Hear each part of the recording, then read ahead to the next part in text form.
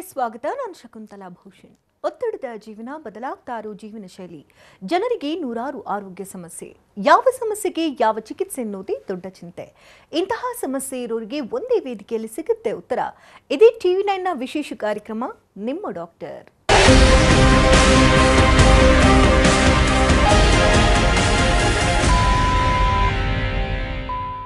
ಮೂಗು ಮುಖದ ಅಂದವನ್ನ ಹೆಚ್ಚಿಸುತ್ತೆ ಅಂತಾರೆ. ತುಂಬಾ ಜನರಿಗೆ ನೀಳವಾದಂತಹ ಮೂಗಿರುತ್ತೆ, ಸಂಪಿಗೆ ಅಂತ ಮೂಗಿರಬೇಕು ಅನ್ನೋ ಆಸೆ ಇರುತ್ತೆ, ಇನ್ನು ಗಿಣಿ ಮೂಗ್ ಥರ ಇರಬೇಕು ಅಂತ ತುಂಬಾ ಜನ ಆಸೆ ಪಡ್ತಾರೆ. ಆದರೆ ಮೂಗಿನ ವಿಕಾರತೆಯಿಂದ ಅಂದ ಕೆಡುತ್ತೆ. ಹಾಗಾದ್ರೆ ಮೂಗಿನ ವಿಕಾರತೆಯನ್ನ ಸರಿ ಮಾಡುವುದು ಹೇಗೆ? ಇದಕ್ಕೇನಾದರೂ ಸರ್ಜರಿ ಇದೆಯಾ? ಖಂಡಿತವಾಗ್ಲೂ ಕೂಡ ಇದೆ. ರೈನೋಪ್ಲಾಸ್ಟಿ ಅನ್ನುವಂತಹ ಸರ್ಜರಿಯ ಮೂಲಕ ಮೂಗಿನ ಅಂದವನ್ನ ಹೆಚ್ಚು ಮಾಡಿಕೊಳ್ಬಹುದು. ಇದು ಹೇಗೆ ಸಾಧ್ಯ? ಯಾವ ರೀತಿಯ ಸರ್ಜರಿ ಇದು? ಈ ಬಗ್ಗೆ ಹೆಚ್ಚಿನ ಮಾಹಿತಿಯನ್ನು ನೀಡೋದಕ್ಕೆ ಕರ್ಲ್ಸ್ ಅಂಡ್ ಕರ್ವ್ಸ್ನ ಪ್ಲಾಸ್ಟಿಕ್ ಮತ್ತು ಕಾಸ್ಮೆಟಿಕ್ ಸರ್ಜನ್ ಆಗಿರ್ತಕ್ಕಂಥ ಡಾಕ್ಟರ್ AC ಗಿರೀಶ್ ಅವರು ನಮ್ಮೊಂದಿಗಿದ್ದಾರೆ. ಬನ್ನಿ ಅವರ ಕಾರ್ಯಕ್ರಮಕ್ಕೆ ವೆಲ್ಕಮ್ ಮಾಡೋಣ. So welcome to the show. ನಮಸ್ಕಾರ. ಮೂಗು ಮುಖದ ಅಂದವನ್ನ ಹೆಚ್ಚಿಸುತ್ತೆ ಅಂತ ಕೇಳ್ಪಟ್ಟಿದ್ದೇವೆ. ತುಂಬಾ ಜನರಿಗೆ ಇತ್ತೀಚಿನ ದಿನಗಳಲ್ಲಿ ನೋಡ್ತಾ ಇದ್ದೀವಿ, ತುಂಬಾ ಜನರಿಗೆ ಚೋಟದ ಮೂಗು ಅಥವಾ ದಪ್ಪನೆಯ ಮೂಗುವಿಂದ ತುಂಬಾನೇ ರೋಸ್ ಹೋಗಿರ್ತಾರೆ. ಇದಕ್ಕೇನಾದರೂ ಸರ್ಜರಿ ಇದೆಯಾ ಅಂತ ತಡ್ಕಾಡ್ತಾ ಇರ್ತಾರೆ. ಸೊ ಇದಕ್ಕೆ ಬೆಸ್ಟ್ ಸರ್ಜರಿ ಅಂದರೆ ರೈನೋಪ್ಲಾಸ್ಟಿ ಅಂತ ನಿಮ್ಮ ಒಂದು ಚಿಕಿತ್ಸಾ ಕೇಂದ್ರದಲ್ಲಿ ನಾವು ಕೇಳ್ಪಟ್ಟಿದ್ದೇವೆ. ಸೊ ಅದಕ್ಕಾಗಿ ಇವತ್ತಿನ ಸಂಚಿಕೆಯಲ್ಲಿ ಕಂಪ್ಲೀಟ್ ಆಗಿ ಇದ್ರ ಬಗ್ಗೆ ಸಂಪೂರ್ಣವಾದಂಥ ಮಾಹಿತಿಯನ್ನು ಕೊಡೋಣ. ಸೊ ಮೊದಲಿಗೆ ರೈನೋಪ್ಲಾಸ್ಟಿ ಅಂದರೆ ಏನು? ರೈನೋಪ್ಲಾಸ್ಟಿಗೆ ಅದೇ ಮತ್ತೊಂದು ಹೆಸರು ಅಂದರೆ ಲೈಕ್ ನೋಸ್ ರೀಶೇಪಿಂಗ್ ಅಂತ ಹೇಳ್ತೀವಿ, ಅಥವಾ ನೋಸ್ ಜಾಬ್ ಅಂತಲೂ ಕೂಡ ಹೇಳ್ತೀವಿ. ಅಂತ ಹೇಳಿದರೆ ಇದು ಮೂಗಿನ ಒಂದು ಆಕಾರದ ಒಂದು ಏರುಪೇರುಗಳು, ಅದನ್ನು ಸರಿಪಡಿಸ್ತಕ್ಕಂತಹ ಒಂದು ಕಾಸ್ಮೆಟಿಕ್ ಸರ್ಜರಿಗೆ ನಾವು ರೈನೋಪ್ಲಾಸ್ಟಿ ಅಂತ ಹೇಳ್ತೇವೆ. ಅದರ ಜೊತೆಯಲ್ಲಿ ಅಂದರೆ ಕೆಲವರಿಗೆ ಈ ಏರುಪೇರಿನ ಮೂಗಿನ ಒಂದು ಆಕಾರದಲ್ಲಿ ಇರ್ತಕ್ಕಂಥ ಏರುಪೇರಿನ ಜೊತೆಯಲ್ಲಿ ಒಂದು ಉಸಿರಾಟದ ತೊಂದರೆ, ಸೊ ಅಂಥ ಸಂದರ್ಭದಲ್ಲೂ ಕೂಡ ಈ ರೈನೋಪ್ಲಾಸ್ಟಿ ಸರ್ಜರಿಯನ್ನು ಮಾಡಲಾಗತ್ತೆ. ಕೆಲವೊಮ್ಮೆ ಓನ್ಲಿ ಆಕಾರದ ವಿಷಯ ಮಾತ್ರ ತೊಂದರೆ ಮಾತ್ರ ಇರುತ್ತೆ, ಅಥವಾ ಇವೆರಡೂ ತೊಂದರೆಗಳು ಇರಲಿಕ್ಕೆ ಸಾಧ್ಯ ಇರುತ್ತೆ. ಸೊ ಎರಡೂ ಸಂದರ್ಭಗಳಲ್ಲೂ ಈ ರೈನೋಪ್ಲಾಸ್ಟಿ ಸರ್ಜರಿ ತುಂಬ ಸಹಕಾರಿಯಾಗಿರುತ್ತೆ. ಈ ರೈನೋಪ್ಲಾಸ್ಟಿ ಸರ್ಜರಿಯ ಒಂದು ಮೂಲ ಉದ್ದೇಶ ಏನು ಅಂತ ಹೇಳಿದ್ರೆ ಅಬ್ನಾರ್ಮಲ್ ಟು ನಾರ್ಮಲ್, ಅಂದರೆ ಈ ಏರುಪೇರುಗಳು ಏನೇ ಇರಬಹುದು ಅವರ ಮುಖಕ್ಕೆ ಹೊಂದಾಣಿಕೆ ಆಗೋ ಥರ ಈ ಏರುಪೇರುಗಳನ್ನು ಒಂದು ನಾರ್ಮಲ್ ಪ್ರಪೋರ್ಷನ್ ಆಗಿ ನಾರ್ಮಲ್ ಒಂದು ಶೇಪನ್ನು ಕೊಡುವಂಥದ್ದು ಇರುತ್ತಲ್ಲ, ಅದಕ್ಕೆ ರೈನೋಪ್ಲಾಸ್ಟಿ ಸರ್ಜರಿ ಅಂತ ಹೇಳ್ತಾರೆ. ಅಂದರೆ ಯಾವ್ಯಾವ ರೀತಿಯ ವಿಕಾರತೆಗೆ ಈ ಒಂದು ಸರ್ಜರಿ ಮಾಡಲಾಗುತ್ತೆ? ಅಂದರೆ ಎಲ್ಲ ಥರದ ಮೂಗಿನ ಒಂದು ಏರುಪೇರುಗಳನ್ನು ಇದು ಸರಿಪಡಿಸ್ತಕ್ಕಂಥದ್ದು ಸಾಧ್ಯತೆ ಇದೆ ಇದರಲ್ಲಿ. ಅಂದರೆ ಮೂಗಿನ ಏರುಪೇರುಗಳು ಅಂದರೆ ಇವಾಗ ಅವರ ಒಂದು ಮುಖಕ್ಕೆ ಪ್ರಪೋರ್ಷನ್ಸ್ ನಾವು ಯೂಶಲಿ ನೋಡುವಂಥದ್ದು. ಅಂದರೆ ಮೂಗಿನ ಒಂದು ಹೊಂದಾಣಿಕೆ ಅಂತ ನೋಡಿದಾಗ, ಮುಖಕ್ಕೆ ಹೊಂದಾಣಿಕೆ ಮೂಗಿನ ಒಂದು ಪ್ರಪೋರ್ಷನ್ಸ್ ಅಂತ ನೋಡಿದಾಗ ಕೆಲವೊಮ್ಮೆ ಉದ್ದ ಮೂಗಿರುತ್ತೆ, ಕೆಲವೊಮ್ಮೆ ಶಾರ್ಟ್ ನೋಸ್ ಅಂತೀವಿ, ಅವ್ರ ಮುಖಕ್ಕೆ ತುಂಬ ಶಾರ್ಟಾಗಿ ಕಾಣಿಸ್ತಾ ಇರುತ್ತೆ, ಮತ್ತು ಅಪ್ ಟರ್ನ್ಡ್ ಮೇಲ್ಗಡೆ ತಿರುಗಿರುತ್ತೆ ಅದು ಶಾರ್ಟ್ ನೋಸು. ಸೊ ಸಾಮಾನ್ಯವಾಗಿ ಇದು ನಾವು ನಾರ್ತ್ ಕರ್ನಾಟಕದಲ್ಲಿ ನೋಡ್ತೇವೆ. ಈ ಥರ ಲಾಂಗ್ ನೋಸ್ ಅನ್ನೋದು ಒಂದು ಸ್ವಲ್ಪ ಈ ನಾರ್ತ್ ಇಂಡಿಯಾದಲ್ಲಿ ಕೂಡ ಜಾಸ್ತಿ ಆಗಿರುತ್ತೆ, ಹೆಚ್ಚಿನದಾಗಿ. ಅದೇ ರೀತಿ ಈ ಮೂಗು ಸ್ವಲ್ಪ ಅಂಕು ಡೊಂಕು ಇರಬಹುದು. ಅಂಕು ಡೊಂಕು ಅಂತ ಹೇಳಿದ್ರೆ ಒಂದು ಓರೆ ಆಗಿರ್ತಕ್ಕಂಥದ್ದು ಇರಬಹುದು, ಅಥವಾ ಅಂಕು ಡೊಂಕು ಇರಬಹುದು. ಅದಕ್ಕೆ ನಾವು ಡಿವಿಯೇಟೆಡ್ ನೇಸಲ್ ಸೆಪ್ಟಮ್ ಅಂತ ಹೇಳ್ತೇವೆ. ಸೊ ಅಂಥ ವಿಷಯಗಳಲ್ಲಿ ಸಾಮಾನ್ಯವಾಗಿ ಅವರು ಸ್ವಲ್ಪ ಉಸಿರಾಟದ ತೊಂದರೆ ಇರುತ್ತೆ. ಸೊ ಅಂಥ ಒಂದು ಏರುಪೇರುಗಳನ್ನು ಕೂಡ ಒಂದು ತುಂಬ ಸ್ಟ್ರೈಟಾಗಿ ಮಾಡುವಂಥದ್ದು, ಆ ಪ್ರಪೋರ್ಷನೇಟಾಗಿ ಮಾಡುವಂಥ ವಿಷಯ ಆಗ್ತದೆ. ಹಾಗೆಯೇ ಈ ಕೆಲವರಿಗೆ ಮೂಗಿನ ಎತ್ತರ ಕಡಿಮೆ ಇರುತ್ತೆ. ಸೊ ಎತ್ತರ ಕಡಿಮೆ ಇರುತ್ತೆ, ಅದಕ್ಕೆ ನಾವು ಕೆಲವು ಟೈಮ್ ಏನಾಗುತ್ತೆ ಸ್ಯಾಡಲ್ ನೋಸ್ ಅಂತೀವಿ, ತುಂಬ ಒಳಗಡೆ ಹೋಗಿರುತ್ತೆ. ಸೊ ಅವರಿಗೆ ಮೂಗಿನ ಎತ್ತರದ ಅವಶ್ಯಕತೆ ಇರುತ್ತೆ. ಸೊ ಅಂಥ ಸಂದರ್ಭದಲ್ಲೂ ಅವರಿಗೆ ಒಂದು ಆ ಮೂಗಿನ ಎತ್ತರವನ್ನು ಕೂಡ ಮಾಡಬಹುದು. ಮತ್ತು ಕೆಲವರಿಗೆ ಮೂಗಿನ ಎತ್ತರ ತುಂಬ ಜಾಸ್ತಿ ಆಗಿರುತ್ತೆ. ಸೊ ಅದಕ್ಕೆ ಕರ್ವ್ಡ್ ಅಂತ ಇರುತ್ತೆ, ಈ ಥರ ಎತ್ತರವಾಗಿರುತ್ತೆ. ಸೊ ಎತ್ತರವಾಗಿದ್ದಾಗ ಸ್ವಲ್ಪ ಉದ್ದವಾಗಿರುತ್ತೆ, ಉದ್ದವಾಗಿರೋ ಜೊತೆಯಲ್ಲಿ ಸ್ವಲ್ಪ ಬೆಂಡಾಗಿರುತ್ತೆ, ಮೂಗಿನ ತುದಿ ಸ್ವಲ್ಪ ಕೆಳಗಡೆ ಬಂದಿರುತ್ತೆ. ಸೊ ಅವರಿಗೆ ಈ ಎಸ್ಪೆಷಲಿ ಸ್ಮೈಲ್ ಮಾಡಿದಾಗ ಇನ್ನೂ ಸ್ವಲ್ಪ ಜಾಸ್ತಿ ಬೆಂಡಾಗುತ್ತೆ, ತುಂಬ ಅವ್ರಿಗೆ ಒಂಥರ ಎಂಬರಾಸಿಂಗ್ ಆಗ್ತಾ ಇರುತ್ತೆ. ಸ್ಮೈಲ್ ಮಾಡಲಿಕ್ಕೆ ಸ್ವಲ್ಪ ಕಷ್ಟ ಆಗ್ತಾ ಇರುತ್ತೆ, ಯಾಕಂದರೆ ಇನ್ನೂ ಮೂಗು ಇನ್ನೂ ಸ್ವಲ್ಪ ಅಗಲ ಆಗ್ತಾ ಇರುತ್ತೆ, ಅಥವಾ ಸ್ವಲ್ಪ ಕೆಳಗೆ ಬರ್ತಾ ಇರುತ್ತೆ. ಸೊ ಅದೇ ರೀತಿ ಕೆಲವರಿಗೆ ಮೂಗಿನ ಅಗಲ ತುಂಬ ಜಾಸ್ತಿ ಇರುತ್ತೆ. ಸೊ ಆ ಥರ ನೋಡಿದಾಗ ಅವರಿಗೆ ಸ್ವಲ್ಪ ಈ ನಾರ್ಮಲ್ ಶೇಪ್ ಬೇಕಾಗಿರುತ್ತೆ, ನಾಸ್ಟ್ರಿಲ್ಸ್ ಅಂತ ಹೇಳ್ತೀವಿ. ಸೊ ಅದು ಬೇಸಲ್ ವಿಡ್ತ್ ಕೂಡ ಸ್ವಲ್ಪ ಜಾಸ್ತಿ ಇರುತ್ತೆ. ಇನ್ನು ಬಹಳ ಮುಖ್ಯವಾಗಿ ನಾವು ನೋಡಬೇಕಂದ್ರೆ ಈ ಸೌತ್ ಇಂಡಿಯಾ ಅಂದರೆ ನಮ್ಮಲ್ಲಿ ನೋಡ್ತಕ್ಕಂಥ ಕಾಮನ್ ಪ್ರಾಬ್ಲಮ್ ಏನು ಅಂದರೆ ಈ ಥಿಕ್ನೆಸ್, ತುಂಬ ಥಿಕ್ ನೋಸ್ ಅಂತ ಹೇಳ್ತೀವಿ, ತುಂಬ ದಪ್ಪನದೇ ಆಗಿರ್ತದೆ. ಸೊ ಆ ಒಂದು ಥಿಕ್ನೆಸ್ ಕಡಿಮೆ ಮಾಡಲಿಕ್ಕೂ ಕೂಡ ಯೋಚನೆ ಮಾಡಿದಾಗ ಅದನ್ನು ಸರಿಪಡಿಸ್ಬೋದಾಗಿರುತ್ತೆ. ಇನ್ನು ಟಿಪ್, ನೇಸಲ್ ಟಿಪ್ ಬಹಳ ಇಂಪಾರ್ಟೆಂಟ್ ಅಂತ ನೋಡಿದಾಗ ಸೊ ಅಲ್ಲಿ ಅವರಿಗೆ ನಾವು ಬಲ್ಬಸ್ ಅಂತ ಬರ್ತದೆ, ಸ್ವಲ್ಪ ಗುಂಡನದಾಗಿರುತ್ತೆ. ಸೊ ಕೆಲವರಿಗೆ ಬಾಕ್ಸಿ ಟಿಪ್ ಅಂದರೆ ತುಂಬ ಸ್ಕ್ವೇರ್ ಆಗಿರುತ್ತೆ ಅವರಿಗೆ. ಸೊ ಇದೆಲ್ಲ ಏರುಪೇರುಗಳು. ಸೊ ಈ ಥರ ಬಾಕ್ಸಿ ಟಿಪ್ ಇರ್ಬೋದು ಅಥವಾ ಈ ಥರದ ಒಂದು ಬಲ್ಬಸ್ ಟಿಪ್ ಇರ್ಬೋದು, ಅವ್ರಿಗೆ ಸ್ವಲ್ಪ ಶಾರ್ಪ್ ಬೇಕು ಅಂತ ಒಂದು ಇಂಟ್ರೆಸ್ಟ್ ಇರುತ್ತೆ ಅವ್ರಿಗೆ. ಸೊ ಈ ರೀತಿಯಾದ ಒಂದು ಏರುಪೇರುಗಳು ಅಂದರೆ ಇನ್ ಕಾಂಬಿನೇಷನ್ ಕೂಡ ಇರಬಹುದು ಅಥವಾ ಒಂದೊಂದೇ ಪ್ರಾಬ್ಲಮ್ಸ್ ಇರಬಹುದು. ಅಂಥ ಸಂದರ್ಭಗಳಲ್ಲಿ ಈ ಎಲ್ಲ ಏರುಪೇರುಗಳನ್ನು ನಾವು ಈ ರೈನೋಪ್ಲಾಸ್ಟಿ ಸರ್ಜರಿಯಲ್ಲಿ ಕರೆಕ್ಷನ್ಸ್ ಮಾಡಬಹುದು. ಸೊ ನಾನು ಆಲ್ರೆಡಿ ಹೇಳಿದ ಪ್ರಕಾರ ಇದು ಉಸಿರಾಟದ ತೊಂದರೆ ಇದ್ದರೂ ಕೂಡ ನಾವು ಮಾಡ್ಬೋದು ಅಂತೇಳಿ. ಸೊ ಅದು ಉಸಿರಾಟದ ತೊಂದರೆ ಜೊತೆಯಲ್ಲಿ ಇರಬಹುದು ಅಥವಾ ಇಲ್ಲದೇ ಇರಬಹುದು. ಕೆಲವರಿಗೆ ಅಂಥ ಸಂದರ್ಭದಲ್ಲಿ ನಾವು ಸರಿ ಮಾಡ್ಬೋದಾಗಿರುತ್ತೆ. ಈ ನೋಸ್ ರೈನೋಪ್ಲಾಸ್ಟಿ ಮಾಡ್ಬೇಕಾದ್ರೆ ಕೆಲವೊಂದು ಪ್ರಶ್ನೆ ಇರುತ್ತೆ, ಅಂದರೆ ಏನಾದರೂ ಮೂಗಿನ ಉಸಿರಾಟದ ತೊಂದರೆ ಮುಂದೆ ಏನಾದರೂ ತೊಂದರೆ ಆಗಬಹುದಾ ಅಂತ. ಸೊ ಅಂದರೆ ಅವ್ರು ಮಾಡಿಸ್ಕೊಳ್ತಾ ಇರೋದು ಒಂದು ಆಕಾರದ ಒಂದು ಇಂಪ್ರೂವ್ಮೆಂಟಿಗೆ, ಆದರೆ ನಾವು ಆಕಾರದ ಇಂಪ್ರೂವ್ಮೆಂಟ್ ಮಾಡಿಸ್ಕೊಂಡಾಗ ನಮಗೆ ಉಸಿರಾಟದ ತೊಂದರೆ ಏನಾದರೂ ಬರಬಹುದಾ ಅಂತ ಖಂಡಿತ ಇಲ್ಲ.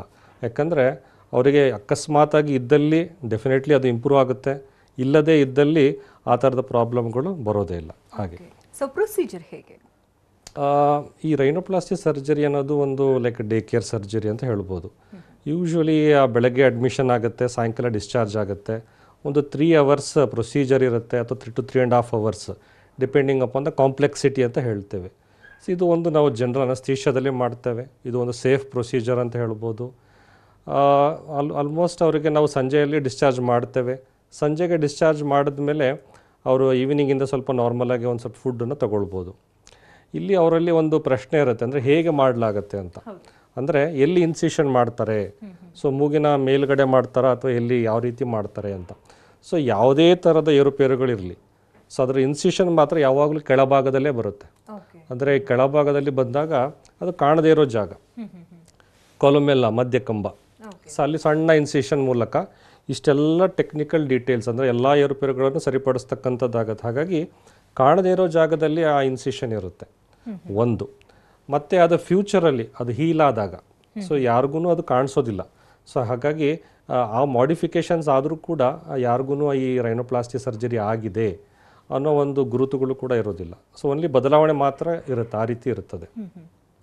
ಸೊ ಈ ಪ್ರೊಸೀಜರ್ ಆಗಿದ್ದ ಮೇಲೆ ನಾವು ಅವ್ರಿಗೆ ಈ ಮೂಗಿನ ಒಂದು ಎಕ್ಸ್ಟರ್ನಲ್ ಸ್ಪ್ಲಿಂಟ್ ಅಂತ ಹೇಳ್ತೇವೆ.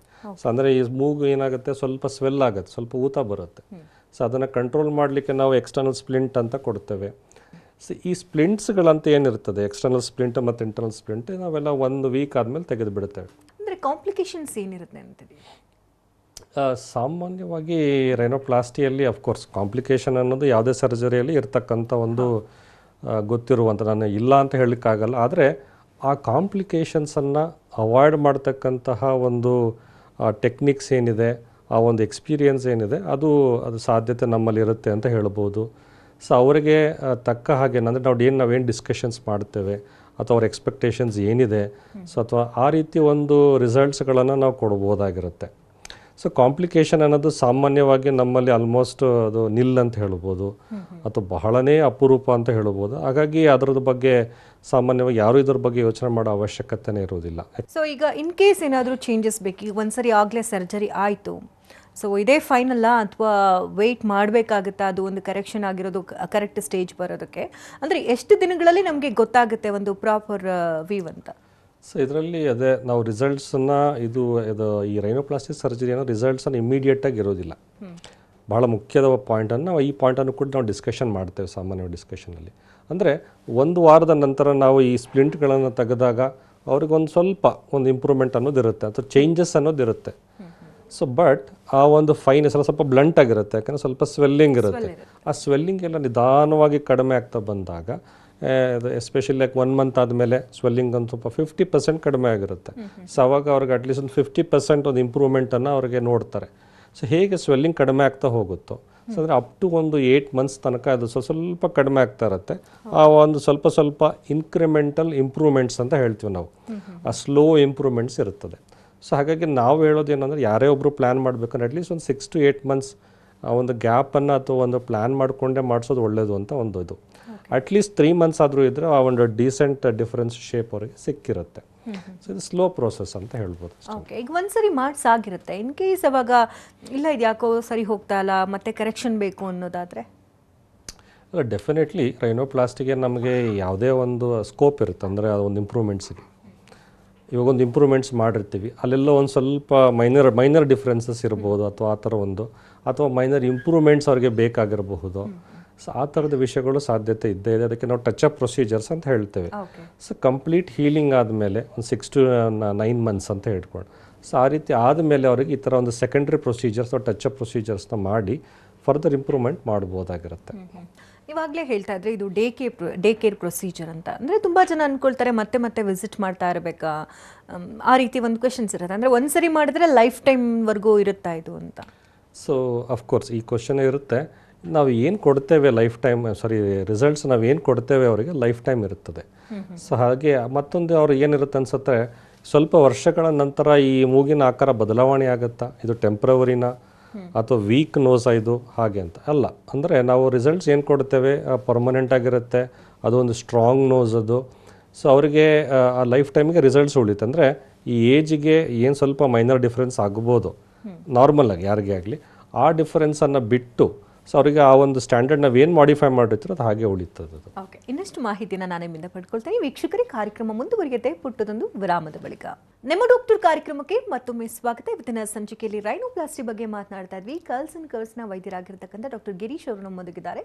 ಇನ್ನಷ್ಟು ಮಾಹಿತಿಯನ್ನು ಪಡ್ಕೊಳ್ಳೋಣ. ಆಗಲೇ ಮಾತನಾಡ್ತಾ ಇದ್ವಿ ರೈನೋಪ್ಲಾಸ್ಟಿ ಬಗ್ಗೆ. ಸೊ ಯಾವ ಏಜ್ ಗ್ರೂಪ್ ಅವರು ಇದನ್ನು ಮಾಡಿಸ್ಬೋದು? ಯೂಶ್ವಲಿ ಇದನ್ನು ನಾವು ಅರೌಂಡ್ ಒಂದು 16+ ಅಂತ ಇಟ್ಕೊಳ್ಬೋದು. ಅಂದರೆ ಫೀಮೇಲ್ಸ್ಗೆ 16 years, ಮೇಲ್ಸ್ಗೆ 17 years ಪ್ಲಸ್ ಅಂತ ಒಂದು ಸಂದರ್ಭದಲ್ಲಿ ಅಪ್ ಟು 60 years ತನಕನೂ ಮಾಡಬಹುದಾಗಿರುತ್ತೆ ರೈನೋಪ್ಲಾಸ್ಟಿ. ಓಕೆ, ಸಕ್ಸಸ್ ರೇಟ್ ಎಷ್ಟಿದೆ ಅಂತ? ಸಕ್ಸಸ್ ರೇಟ್ ಯೂಶ್ವಲಿ ಹೇಗಿರುತ್ತೆ ಅಂದರೆ ಯಾರದೇ ಒಂದು ಸರ್ಜನಿನ ಎಕ್ಸ್ಪೀರಿಯನ್ಸ್ ಮೇಲೆ ಡಿಪೆಂಡ್ ಆಗಿರುತ್ತೆ. ಸೊ ಹಾಗೆ ನೋಡಿದ್ರೆ ನಮ್ಮಲ್ಲಿ ಆಲ್ಮೋಸ್ಟ್ ಆಲ್ ಒಂದು 90+ ಅಂತಲೇ ಹೇಳ್ಬೋದು. ಅಂದರೆ ಎಕ್ಸ್ಪೆಕ್ಟೇಷನ್ ನಾವು ಮೀಟ್ ಮಾಡ್ತಕ್ಕಂತಹ ಆ ಒಂದು ಪ್ರಾಪರ್ ತುಂಬ ಮೆಥಾಡಿಕಲಾಗಿ ಹೋಗ್ತಾ ಇರೋದ್ರಿಂದ ಸೊ ಅಷ್ಟರ ಮಟ್ಟಿಗಾದರೂ ನಾವು ಅವರಿಗೆ ಸ್ಯಾಟಿಸ್ಫ್ಯಾಕ್ಟರಿ ರಿಸಲ್ಟ್ಸನ್ನು ನಾವು ಕೊಡ್ಬೋದಾಗಿರುತ್ತೆ.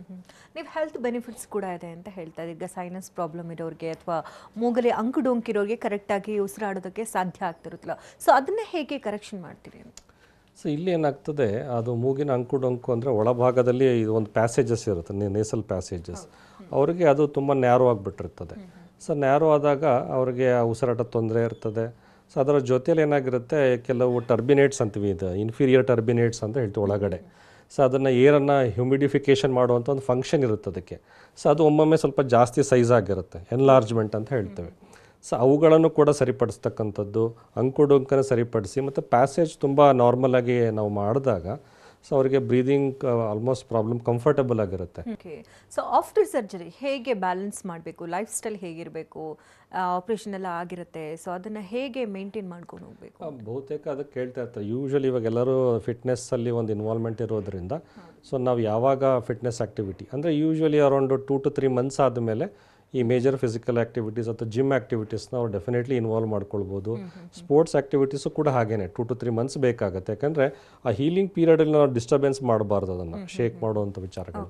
ಸೊ ಹಾಗಾಗಿ ಇದು ವಾಕಿಂಗ್ ಎಲ್ಲ ಓಕೆ, ಅರೌಂಡ್ 2 weeksಯಿಂದ ವಾಕಿಂಗ್ ಎಲ್ಲ ಮಾಡ್ಬೋದು. ಬಟ್ ಈ ಥರ ಮೇಜರ್ ಫಿಸಿಕಲ್ ಆ್ಯಕ್ಟಿವಿಟಿಗೆ ಒಂದು 2 to 3 months ಇರುತ್ತೆ. ಅದಾದಮೇಲೆ ಡೆಫಿನೆಟ್ಲಿ ಅವರು ನಾರ್ಮಲ್ ಮೇಜರ್ ಫಿಸಿಕಲ್ ಆ್ಯಕ್ಟಿವಿಟಿನ ಮಾಡ್ಬೋದಾಗಿರುತ್ತೆ. ತುಂಬ ಜನಕ್ಕೆ ಈಗ ಸ್ನೀಸಿಂಗ್ ಪ್ರಾಬ್ಲಮ್ ಇರುತ್ತೆ, ತುಂಬ ಅಕ್ಷಿ ಹೊಡಿತಾ ಇರ್ತಾರೆ, ಸೊ ಅಂಥವ್ರಿಗೆ ಹೇಗೆ ಅಂತ? ಸ್ನೀಸಿಂಗ್ ಅನ್ನೋದು ಒಂದು ಅದಕ್ಕೆ ಅಲರ್ಜಿಕ್ ಅಂತ ಒಂದು ಹೇಳ್ಬೋದು. ಅಲರ್ಜಿಕ್ ರೈನೈಟಿಸ್ ಅಂದ್ರೆ ಲೈಕ್ ಮೆಡಿಕಲ್ ಕಂಡೀಷನ್. ಸೊ ಅಂಥವ್ರಿಗೆ ಸಾಮಾನ್ಯವಾಗಿ ಸ್ಪ್ರೇ, ನೇಸಲ್ ಸ್ಪ್ರೇ ಅಂತ ಇರುತ್ತೆ, ಟ್ಯಾಬ್ಲೆಟ್ಸ್ ಇರುತ್ತೆ. ಸೊ ಆ ವಿಚಾರದಲ್ಲೇ ಬಹುತೇಕ ಅದನ್ನು ಕಂಟ್ರೋಲ್ ಮಾಡಬಹುದು.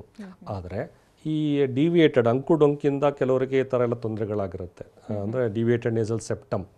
ಸೊ ಅಂಥ ಸಂದರ್ಭದಲ್ಲಿ ನಾವು ಅದನ್ನು ಅನಲೈಸ್ ಮಾಡ್ತೇವೆ. So whether just a medical condition ಅಥವಾ ಸರ್ಜಿಕಲ್ ಕಂಡೀಷನ್ ಅಂತ. ಸರ್ಜರಿ ನೆಸೆಸಿಟಿ ಇದ್ದರೆ ಅದರಿಂದ ಏನು ಬೆನಿಫಿಟ್ ಆಗುತ್ತೆ, ಸೈನಸೈಟಿಸ್ಗಳು, ಸೈನಸ್ಗಳು. ಸೊ ಅವಾಗ ನಾವು ಸರ್ಜರಿನ ನಾವು ಸಜೆಸ್ಟ್ ಮಾಡ್ತೇವೆ ಅವ್ರಿಗೆ.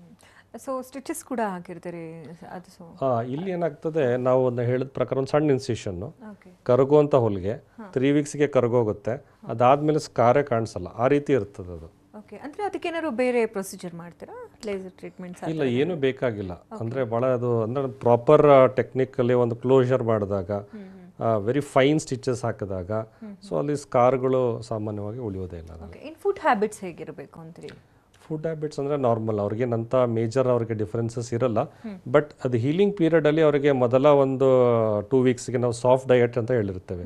ಯಾಕಂದ್ರೆ ತುಂಬ ಹಾರ್ಡು ಫುಡನ್ನು ಚೀವ್ ಮಾಡೋದ್ರಿಂದ ಇಲ್ಲಿ ಸ್ವಲ್ಪ ಮೂಮೆಂಟ್ಸ್ ಆಗೋದ್ರಿಂದ ಅವರಿಗೆ ಆ ಸಾಫ್ಟ್ ಡಯಟನ್ನು ಪ್ರಿಫರ್ ಮಾಡೋಕ್ಕೆ ಹೇಳಿರ್ತೀವಿ.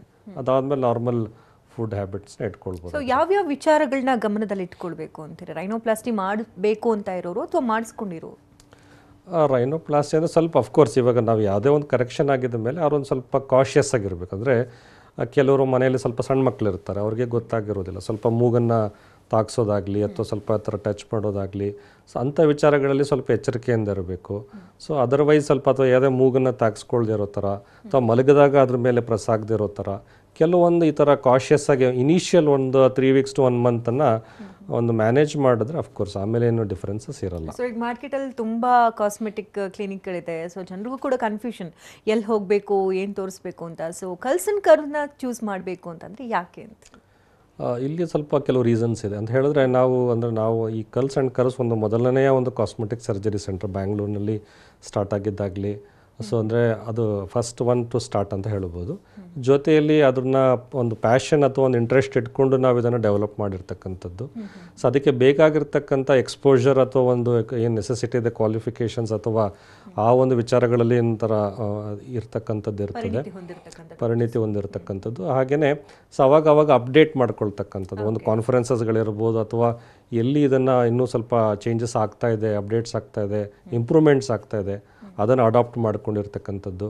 ಸೊ ಅಥವಾ ಈ ಟೆಕ್ನಾಲಜಿ ಅಂದರೆ ಕೆಲವೊಮ್ಮೆ ಇನ್ಸ್ಟ್ರೂಮೆಂಟ್ಸ್ಗಳು ಕೂಡ ಹೊಸ ಅಪ್ಡೇಟ್ ಆಗ್ತಾ ಇರುತ್ತೆ, ಅದನ್ನು ಕೂಡ ನಾವು ಅಡಾಪ್ಟ್ ಮಾಡ್ಕೊಂಡಿರ್ತಕ್ಕಂಥದ್ದು. ಈ ಕಾರ್ಯಕ್ರಮನ ಬೇರೆ ಬೇರೆ ಊರುಗಳಿಂದ ಕೂಡ ನೋಡ್ತಿರ್ತಾರೆ. ಸೊ ಅವರು ಕೂಡ ರೈನೋಪ್ಲಾಸ್ಟಿ ಮಾಡಿಸ್ಕೊಳ್ಬೇಕು ಅಂತಂದರೆ ಸೊ ಬಂದು ಇಲ್ಲಿ ಉಳ್ಕೊಳ್ಳೋಕ್ಕೆ ಏನಾದರೂ ಫೆಸಿಲಿಟೀಸ್ ಇದೆಯಾ, ಹೇಗೆ? ಇಲ್ಲಿ ಹೇಗೆ ಅಂದರೆ ನಾವು ಯೂಶ್ವಲಿ ನಾನು ಡೇ ಕೇರ್ ಸರ್ಜರಿ ಅಂದರೆ ಬೆಳಗ್ಗೆ ಬಂದು ಈವ್ನಿಂಗ್ ಡಿಸ್ಚಾರ್ಜ್ ಆಗೋದಿರ್ತದೆ. ಸಾಮಾನ್ಯವಾಗಿ ಅವ್ರಿಗೆ ನಾವೊಂದು ಹೇಳಿರ್ತೇವೆ, ನೀವು ಒಂದು 2 ಆಪ್ಷನ್ಸ್ ಕೊಡ್ತೇವೆ. ಸೊ ಅವರು ಏನಾದರೂ ಒಂದು ನೆಕ್ಸ್ಟ್ ದಿವಸ ಊರಿಗೆ ಹೋಗ್ಬೋದು, ಹತ್ತಿರ ಆಗಿದ್ರೆ ಈವ್ನಿಂಗೇ ಹೋಗ್ಬೋದು, ತುಂಬ ದೂರ ಇದ್ದರೆ ನೆಕ್ಸ್ಟ್ ದಿವಸ ಹೋಗಿ, ಯಾಕಂದರೆ 1 ವೀಕ್ ಆದಮೇಲೆ ನೆಕ್ಸ್ಟ್ ಫಾಲೋ ಅಪ್ ಇರುತ್ತೆ. ಸೊ ಹಾಗಾಗಿ ಅವ್ರು ಹೋಗಿ ವಾಪಸ್ ಬರ್ಬೋದಾಗಿರುತ್ತೆ. ಇಲ್ಲ ಅವ್ರಿಗೆ ಅನುಕೂಲ ಅಂತ ಹೇಳಿದ್ರೆ ಲೋಕಲಿ ಒಂದು ಕಡೆ ಉಳ್ಕೊಂಡು ಸೊ ನಮಗೆ 1 ವೀಕ್ ಆದಮೇಲೆ ಫಾಲೋ ಅಪ್ ಮಾಡ್ಬೋದಾಗಿರುತ್ತೆ. ಸೊ ರೈನೋಪ್ಲಾಸ್ಟಿ ಮಾಡಿಸ್ತು ಅಂತವರು ಎಷ್ಟು ದಿನಕ್ಕೊಮ್ಮೆ ನಿಮ್ಮನ್ನ ವಿಸಿಟ್ ಮಾಡ್ತಾ ಇರಬೇಕಾಗುತ್ತೆ? ಮೊದಲನೇ ವಿಸಿಟ್ 1 ವೀಕ್ ಆದಮೇಲೆ, ಸೆಕೆಂಡ್ ವಿಸಿಟ್ 1 ತಿಂಗಳ ನಂತರ, ಆಮೇಲೆ ಆಪ್ಷನಲ್ ವಿಸಿಟ್ಸ್ ಅಂತೀವಿ, ಲೈಕ್ 3 ಮಂತ್ಸು 6 ಮಂತ್ಸು ಆ ರೀತಿ ಇರುತ್ತೆ. ಸೊ ಇಷ್ಟೇ ಮಿನಿಮಲ್ ಫಾಲೋಅಪ್ಸ್ ಸಾಕಾಗಿರುತ್ತೆ. ಎಷ್ಟೋ ಜನ ಈ ಔಟ್ ಆಫ್ ದ ಕಂಟ್ರಿಯಿಂದ ಬಂದಿರೋರು ಅಫ್ಕೋರ್ಸ್ ಅದು ವಾಟ್ಸಪ್ ಫಾಲೋಅಪ್ಸ್ಗಳಾಗುತ್ತೆ. ಸೊ ಅಂತ ಹೇಳಿದ್ರೆ ಅವರಿಗೆ ನಾವು ಮುಂಚಿತವಾಗಿ ಎಲ್ಲ ಇನ್ಫಾರ್ಮೇಷನ್ ನೆಸೆಸಿಟಿ ಆ ಒಂದು ಕೇರ್ ಬಗ್ಗೆ ಎಲ್ಲ ಕೊಟ್ಟಿರ್ತೇವೆ. ಬಟ್ ಅದನ್ನು ಈ ಥರ ತುಂಬ ದೂರ ಇರೋರಿಗೆ ಈ ಥರ ಕಮ್ಯುನಿಕೇಷನ್ಸಲ್ಲೂ ಮ್ಯಾನೇಜ್ ಮಾಡ್ಬೋದಾಗಿರುತ್ತೆ. ಬೇರೆ ರೀತಿ ಸೈಡ್ ಎಫೆಕ್ಟ್ಸ್ಗಳೇನು ಇರೋದಿಲ್ವ ಅದರಲ್ಲಿ? ಸಾಮಾನ್ಯವಾಗಿ ಇರೋದಿಲ್ಲ. ಸೊ ಇನ್ ಕಲ್ಸ್ ಅಂಡ್ ಕರ್ವ್ಸ್ನಲ್ಲಿ ಬೇರೆ ಯಾವ್ಯಾವ ಚಿಕಿತ್ಸೆಗಳನ್ನ ನೀಡಲಾಗುತ್ತೆ? ನಮ್ಮಲ್ಲಿ ಲೈಕ್ ಹೇರ್ ಟ್ರಾನ್ಸ್ಪ್ಲಾಂಟೇಷನ್ಸ್ ಆಗುತ್ತೆ, ಮೇಲ್ಸ್ ಮತ್ತು ಫೀಮೇಲ್ಸ್ಗೆ ಇಬ್ಬರಿಗೂ ಆಗುತ್ತೆ. ಸೊ ಮೇಲ್ಸ್ಗೆ ಈವನ್ ಈ ಮುಸ್ಟಾಶ್ ಮತ್ತು ಬೀರಡ್ ಟ್ರಾನ್ಸ್ಪ್ಲಾಂಟ್ ಆಗುತ್ತೆ. ಫೀಮೇಲ್ಸ್ಗೆ ಎಸ್ಪೆಷಲಿ ನಾವು ಈ ಕಾಸ್ಮೆಟಿಕ್ ಬ್ರೆಸ್ಟ್ ಸರ್ಜರೀಸ್ ಅಂತ ಮಾಡ್ತೇವೆ. ಸೊ ಬ್ರೆಸ್ಟ್ ವಾಲ್ಯೂಮ್ ಕಡಿಮೆ ಇದ್ದವರಿಗೆ ಬ್ರೆಸ್ಟ್ ಆಗ್ಮೆಂಟೇಷನ್ ಅಂತ, ವಾಲ್ಯೂಮ್ ಜಾಸ್ತಿ ಇದ್ದವ್ರಿಗೆ ನಾವು ಬ್ರೆಸ್ಟ್ ರಿಡಕ್ಷನ್ ಅಂತ ಇರ್ಬೋದು ಅಥವಾ ಬ್ರೆಸ್ಟ್ ಲಿಫ್ಟ್ ಅಂತ ಇರ್ಬೋದು, ಪೋಸ್ಟ್ ಫೀಡಿಂಗ್ ಪ್ರೆಗ್ನೆನ್ಸಿಗಳಾದಮೇಲೆ ಆಗ್ತಕ್ಕಂಥ ಒಂದು ವಿಚಾರ. ಸೊ ಅದರ ಜೊತೆಯಲ್ಲಿ ಅಂದರೆ ಇನ್ನು ಫೇಸ್ದ ಇನ್ನಿತರ ಕಾಸ್ಮೆಟಿಕ್ ಸರ್ಜರಿಗಳಂತ ನೋಡಿದಾಗ ಫೇಸ್ ಲಿಫ್ಟ್ ಸರ್ಜರಿ ಇರ್ಬೋದು, ನೆಕ್ ಲಿಫ್ಟ್ ಸರ್ಜರಿ ಇರಬಹುದು, eyebrow lift, brow lift surgeries ಇರ್ತದೆ, ಡಿಂಪಲ್ ಕ್ರಿಯೇಷನ್ನು, ಸೊ ಲಿಪ್ ರಿಡಕ್ಷನ್ಗಳು, ಲಿಪ್ ಆಗ್ಮೆಂಟೇಷನ್ನು, ಬ್ಲೆಫರೋಪ್ಲಾಸ್ಟಿ ಅಂದರೆ ಇಲ್ಲಿ ನಮ್ಮ ಇದು ಐಲಿಡ್ಸ್ ಇರುತ್ತಲ್ಲ ಅದರಲ್ಲಿ ಏನಾದ್ರು ಫೋಲ್ಡ್ಸ್ ಇದ್ದರೆ, ರಿಂಕಲ್ಸ್ ಇದ್ದರೆ ಅವುಗಳನ್ನ ಸರಿಪಡಿಸ್ತಕ್ಕಂಥದ್ದು. ಸೊ ಕಿವಿಯ ವಿಚಾರ ಬಂದರೆ ಕೆಲವು ಪ್ರಾಮಿನೆಂಟ್ ಇಯರ್ಸ್ ಅಂತೀವಿ, ಓಟೋಪ್ಲಾಸ್ಟಿ ಸರ್ಜರಿಗಳಂತ. ಸೊ ಈ ರೀತಿ ಆಲ್ ಫೇಶಿಯಲ್ ಕಾಸ್ಮೆಟಿಕ್ ಸರ್ಜರಿ ಆಗುವಂಥದ್ದು ಇರುತ್ತೆ. ಮತ್ತು ಕೆಲವ್ರಿಗೆ ವಾಲ್ಯೂಮ್ ಕಡಿಮೆ ಇರುತ್ತೆ ಫೇಸಲ್ಲಿ, ಫ್ಯಾಟ್ ಗ್ರಾಫ್ಟಿಂಗ್ ಅಂತ ಮಾಡ್ತೀವಿ. ವಾಲ್ಯೂಮ್ ಜಾಸ್ತಿ ಇರುತ್ತೆ, ಲೈಪೋಸಕ್ಷನ್ ಅಂತ ಮಾಡ್ತೀವಿ. ಅದೇ ರೀತಿ ಆ ಬಾಡಿಲಿ ನಾವು ಈ ಒಬೆಸಿಟಿ ಅಂತ ನೋಡಿದಾಗ ಈ ಲೈಪೋಸಕ್ಷನ್ ಸರ್ಜರೀಸಿಂದ ಮೇಲ್ಸ್ಗಾಗಿರ್ಬೋದು ಫೀಮೇಲ್ಸ್ಗಾಗಿರ್ಬೋದು ಬೆನಿಫಿಟ್ಸನ್ನು, ಯಾವುದೇ ಬಾಡಿಯಲ್ಲಿ ಫ್ಯಾಟ್ ಎಕ್ಸಸ್ ಇರೋದನ್ನು ಪರ್ಮನೆಂಟಾಗಿ ಮತ್ತು ಸೇಫಾಗಿ ಕೂಡ ಅವ್ರಿಗೆ ನಾವು ರಿಸಲ್ಟ್ಸನ್ನು ಕೊಡ್ಬೋದಾಗಿರುತ್ತೆ. ಸೊ ಅಲ್ಲೂ ಕೂಡ ಲೇಟೆಸ್ಟ್ ಟೆಕ್ನಾಲಜಿ ನಾವು ಅಪ್ಡೇಟ್ ಮಾಡ್ಕೊಂಡಿರ್ತೀವಿ. ಈ ವೇಸರ್ ಅಂತ ಇರಬಹುದು, ಸೊ ಪವರ್ ಅಸಿಸ್ಟೆಡ್ ಲೈಪೋಸಕ್ಷನ್ ಅಂತ ಇರ್ಬೋದು, ಮೈಕ್ರೋ ಏರ್, ಈ ಥರ. ಸೊ ಎಲ್ಲ ನೆಸೆಸಿಟಿ ಆ ಟೆಕ್ನಾಲಜಿ ಕೂಡ ನಮ್ಮಲ್ಲಿ ಅಡಾಪ್ಟ್ ಆಗಿರೋದ್ರಿಂದ ಸೊ ಅವ್ರಿಗೂ ಕೂಡ ಲೈಪೋಸಕ್ಷನಲ್ಲೂ ಕೂಡ ಒಂದು ಬೆಸ್ಟ್ ರಿಸಲ್ಟ್ಸನ್ನು ನಾವು ಕೊಡ್ಬೋದಾಗಿರುತ್ತೆ. ಓಕೆ, ಇನ್ ಕೇಸ್ ಏನಾದರೂ ಕಾಂಪ್ಲಿಕೇಶನ್ಸ್ ಆದರೆ ಅದಕ್ಕೆ ಪೂರಕವಾದಂಥ ಎಲ್ಲ ವಾತಾವರಣಗಳು ಇದೆಯಾ ಅಲ್ಲಿ, ಬೇರೆ ಬೇರೆ ರೀತಿಯ ಟ್ರೀಟ್ಮೆಂಟ್? ಸರ್ ನಮ್ಮಲ್ಲಿ ಒಂದು ಅಂದರೆ ಸ್ಟ್ಯಾಂಡರ್ಡ್ ಕಾಸ್ಮೆಟಿಕ್ ಸರ್ಜರಿಗೆ ಬೇಕಾಗಿರ್ತಕ್ಕಂಥ ವ್ಯವಸ್ಥೆ, ಸೊ ಅಲ್ಲಿ ಏನು ಇರಬೇಕು ಒಂದು ಸೆಂಟರಲ್ಲಿ ಆ ಎಲ್ಲ ವ್ಯವಸ್ಥೆಗಳಿರುತ್ತೆ. ಅಂದರೆ 2 OTಗಳಿರಬಹುದು, ಇಂಡಿವಿಜುವಲ್ ವಾರ್ಡ್ಸ್ ಇರಬಹುದು, ಸೊ ಅಥವಾ ICU ಫೆಸಿಲಿಟಿ ಇರಬಹುದು, ಸೊ ನಮಗೆ round the clock doctors availability, anaesthetist availability ಇರಬಹುದು. ಸೊ ಈ ರೀತಿ ಎಲ್ಲ ಥರದ ಒಂದು ನೆಸೆಸಿಟಿ, ಒಂದು ಸ್ಟ್ಯಾಂಡರ್ಡ್ ಕಾಸ್ಮೆಟಿಕ್ ಸರ್ಜರಿಗೆ ಇರಬೇಕಾದಂತಹ ಅರ್ಹತೆಗಳು ಅಥವಾ ನೆಸೆಸಿಟಿ ಏನಿದೆ ಅದು ನಮ್ಮಲ್ಲಿ ಇರ್ತದೆ. ಡಾಕ್ಟರ್, ಕಾರ್ಯಕ್ರಮಕ್ಕೆ ಆಗಮಿಸಿ ಹಲವು ಮಾಹಿತಿಯನ್ನು ನೀಡಿದ್ದಕ್ಕಾಗಿ ಧನ್ಯವಾದ ತಮಗೆ. ನಮಸ್ಕಾರ ವೀಕ್ಷಕರೇ, ಡಾಕ್ಟರ್ ಗಿರೀಶ್ ಅವ್ರನ್ನ ಭೇಟಿ ಮಾಡಬೇಕಂದ್ರೆ ಅಡ್ರೆಸ್ ಪ್ಲೇಟ್ ಈ ರೀತಿ ಇದೆ, ನೋಟ್ ಮಾಡ್ಕೊಳ್ಳಿ. ಹೆಚ್ಚಿನ ಮಾಹಿತಿಗಾಗಿ ಸಂಪರ್ಕಿಸಿ curls and curves cosmetic surgery centre, number 760/15, 5ನೇ ಮುಖ್ಯ ರಸ್ತೆ, 8ನೇ cross, MC layout, Vijayanagar, Bengaluru 560040. www.curlsandcurves.com visit ಮಾಡಿ ಹೆಚ್ಚಿನ ಮಾಹಿತಿಯನ್ನು ಪಡ್ಕೊಳ್ಳಿ. ದೂರವಾಣಿ ಸಂಖ್ಯೆ ಈ ರೀತಿ ಇದೆ, 8088400400. ಮತ್ತೊಂದು ಸಂಖ್ಯೆ 9448571216. ಇದು ಈ ಹೊತ್ತಿನ ವಿಶೇಷ. ನಿರಂತರ ಸುದ್ದಿಗಾಗಿ ನೋಡ್ತಾರೆ TV9.